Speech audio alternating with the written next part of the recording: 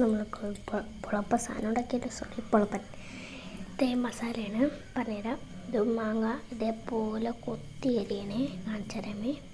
ഞാൻ നേരത്തെ ഉണ്ടാക്കി വെച്ചാണ്. മാങ്ങ കൊത്തി അരിയണം. ആദ്യം ഒരു മാങ്ങ പീസ് എടുക്കണം. മാങ്ങ പീസ് എടുത്തിട്ട് ആദ്യത്തെ ഫ്ലോപ്പായി പോയി. ഇപ്പോഴാണ് എനിക്കൊരു കറക്റ്റായത്.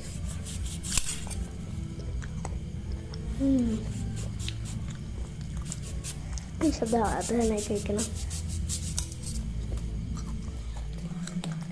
കിട്ടിയിട്ടുണ്ട്. കൊത്തിയിരിക്കാം.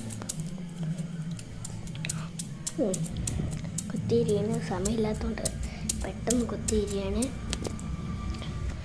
കൊത്തിയിരിയ സമയമില്ല, ഒട്ടും സമയമില്ല. കുത്തി അരിഞ്ഞിട്ട് വരാം. ഓക്കെ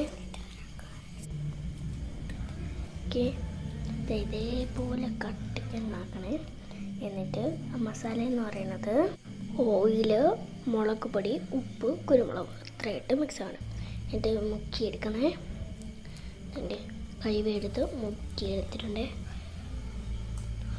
പൊളപ്പ സാധനമായിട്ടുള്ള പൊളപ്പൻ. ബൈ.